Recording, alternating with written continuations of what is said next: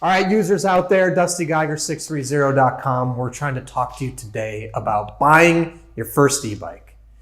It is an age-old question that a lot of people have been asking for decades. Nope, just kidding. E-bikes have just come into popularity in the last maybe 5 to 10 years.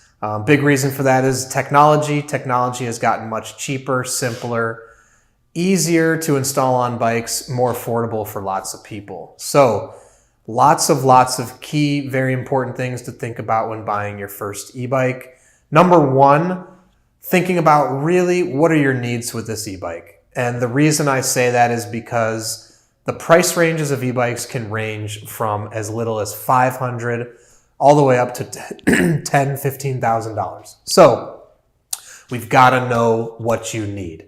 If we don't know what you're searching for, or if you don't know what you're searching for, you're going to either overpay, underpay, get the wrong product for the wrong things.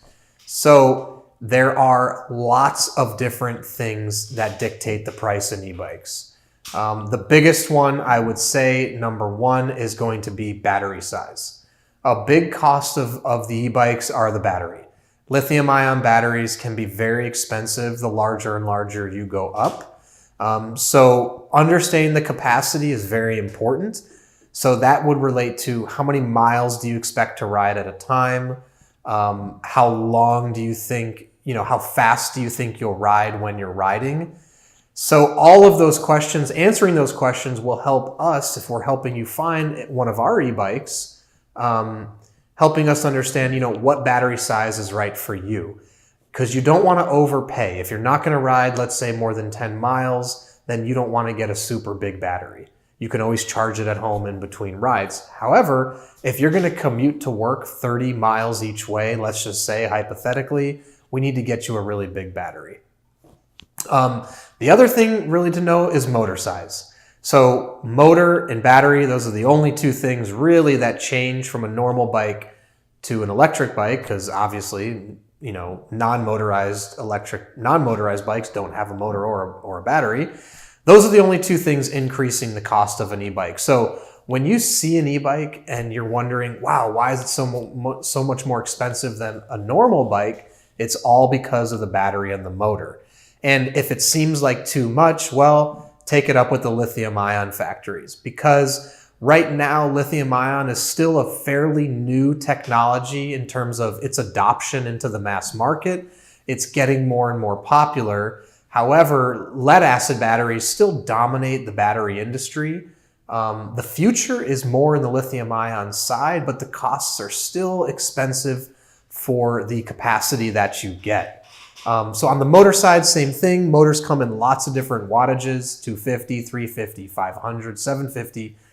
You also should pay attention to what are the legalities of motorized vehicles in your specific city, state. It's going to be different region to region. Some specific cities may have different e-bike laws than other cities and other states. Just like the federal government has certain regulations, state governments have regulations as well. So you're going to want to know what size motor qualifies still as a bicycle. That's very important, because if you're buying an e-bike, you want to ensure that you can ride that bike in the bike lane. If the motor size is too big, you may have to register it with the DMV. You may have to ride it in the street. And so that's going to really change a lot of things for you as the rider. So we at 630 stick to 250 watt and 500 watt as it is now. We believe that those will give you a speed that's perfect for our riders, typically in the leisure lifestyle segment. That size motor is going to allow you to go anywhere from 15 to 25 miles an hour, depending on if you're pedal assist or using the full throttle.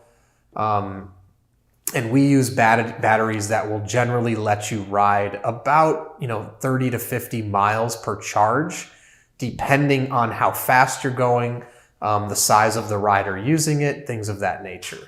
So biggest tip when you're looking for an e-bike is pay attention to how far do you plan to ride, how fast do you plan to ride, and then make sure to check the motor specs and the battery specs to see if those align with what your usage is going to be. The first time I rode an e-bike, for me, the experience, simply put, was awesome. Actually, first time I rode an e-bike was at the annual bicycle show that took place in Las Vegas.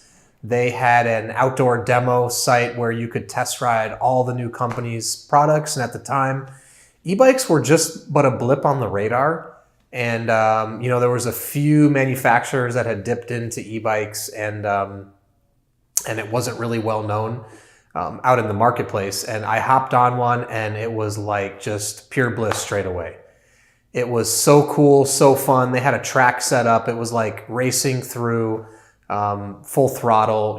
You could just push the button down and zip. You're going 20 miles an hour. And it was just like all smiles, all happiness. Super cool. Since then, I've ridden a lot of e-bikes. Truthfully, the feeling has never left me. Every time I hop on, there's something about the freedom of like the open air, not in a car, where you feel the breeze and you're just zipping along. And, for people that ride normal bicycles, but maybe, their top speed under their power is only 10, 15 miles an hour. And on an e-bike, you can push it to 20 and 25.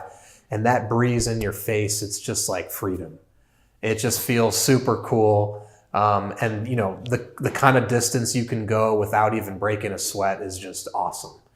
So I'd love to hear all your stories about first time you guys rode an e-bike. So shoot us a comment below down here under the video, and let us know first time what it was like for you to ride an e-bike. The great thing about an e-bike is it's super versatile. You can either use it as a regular bike without the motor, or you can use it as a full-blown e-bike. And when we talk e-bike, there's two ways an e-bike works. Number one, you can pedal and have the motor kick in, so it assists you in the pedaling. Or two, you can not pedal at all, just hit the throttle and you can go. So some kind of fun things that maybe people haven't thought about. Number one, you can bring your son or daughter in a trailer with you. So obviously I don't recommend, hooking up a bike trailer and going full bore with your, son or daughter in the back and zipping through streets and sidewalks. But I would say it's pretty fun. I've done it myself with my daughter. You hook up a trailer. I would say, one that has the arm and goes out the back, and it's a seat. So she or he has a seatbelt on and a helmet, and take her for a little adventure. The cool thing about having the e-bike is maybe you could push the distance of where you two would normally go together. So same with me. I took, my daughter on a 5-mile ride. We went to some places that we would normally not have gone on the bike, just because they were a little bit more uphill, a little bit higher when you're towing somebody with you. It's super fun. I would highly recommend it. Some other obvious things and, fun things to do would be, number one, commute to work. I think a lot of people think about going to work on a bike, and in theory, it's a really good idea, but there's a lot of other things to consider, like the elements, the distance, getting sweaty. And, with an e-bike, although we obviously can't eliminate the elements, we can eliminate the sweat to a degree, because, on your way to work, just put on full throttle, keep the sweat levels down, and, you can get to work pretty fast. Coming home, if you want to get some exercise, take the motor and flip it off and just pedal home. So it makes commuting to work super fun. I don't know, for anyone, if you've never considered commuting, maybe now is a good idea to consider taking a bike to commute, especially, for any ride 5 miles or less. And if you're not dealing with many stoplights, it really, really could be a great method of transportation, especially in the warmer months. Obviously, if there's, winter months, it's going to snow. It's a little bit different story, but it shouldn't stop you anyways. Throw a jacket on. Ever been to Amsterdam? They ride their bikes year round in the frigid rain or shine or snow or frigid temps. They're out there riding. Lastly, I would say really cool place would be to use an e-bike by the beach.